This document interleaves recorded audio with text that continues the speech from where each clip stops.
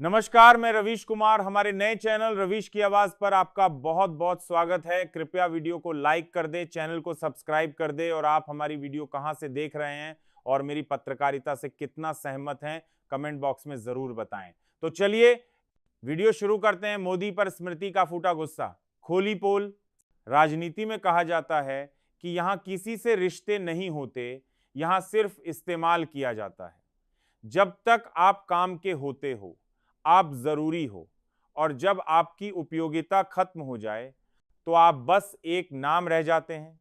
इसी का सबसे बड़ा उदाहरण बनी स्मृति ईरानी, एक समय की बीजेपी की शेरनी, मोदी की सबसे भरोसेमंद सेनानी, लेकिन आज न सत्ता में है, न संगठन में और न ही चर्चा में।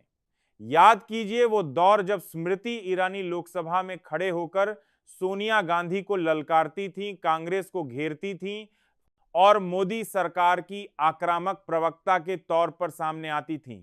उन्होंने न केवल राहुल गांधी जैसे दिग्गज नेता को अमेठी में हराया, बल्कि महिला और बाल विकास जैसे अहम मंत्रालय भी संभाले। लेकिन यह सब अचानक खत्म हो गया। क्यों? 2024 के चुनाव ने स्मृति ईरानी को एक कड़वा एहसास दिया।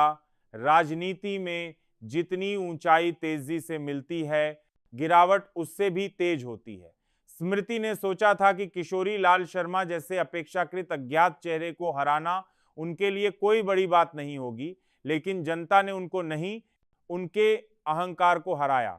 और जब ये हार हुई, तब वही बीजेपी, वही नरेंद्र मोदी जो 2019 में जीत पर उन्हें सिर आंखों पर बैठाए हुए थे, सबने मुंह फेर लिया।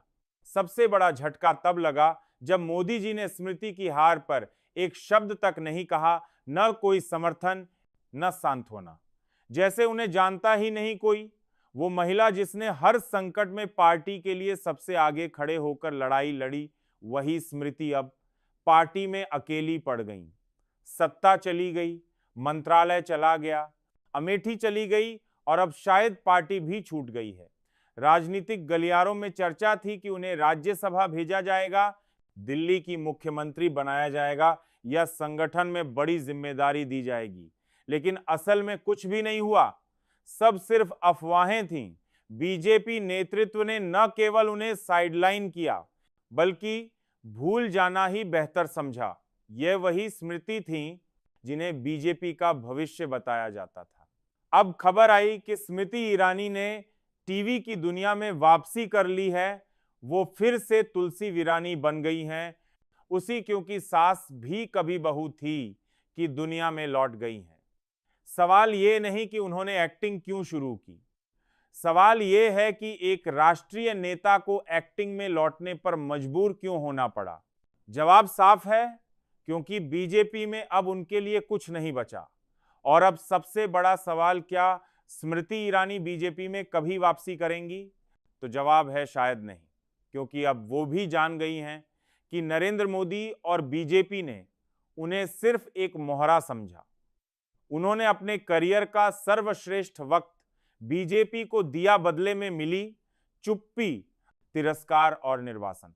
राजनीतिक विश्लेषक यह भी कह रहे हैं कि अगर भविष्य में स्मृति ईरानी राजनीति में वापसी करती हैं तो वह बीजेपी नहीं, बल्कि कांग्रेस के दरवाजे पर दस्तक दे सकती हैं। जिस कांग्रेस को उन्होंने कभी ललकारा, अब शायद वही पार्टी उनके लिए नया राजनीतिक घर बन सकती है।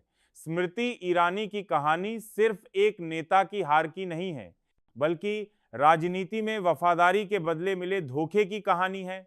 ये कहानी है उस महिला की जो सत्ता के शिखर पर थी और आज फिर से शून्य से शुरुआत कर रही है, लेकिन इस बार बिना किसी मित्र के, बिना किसी पीछे खड़ी पार्टी के।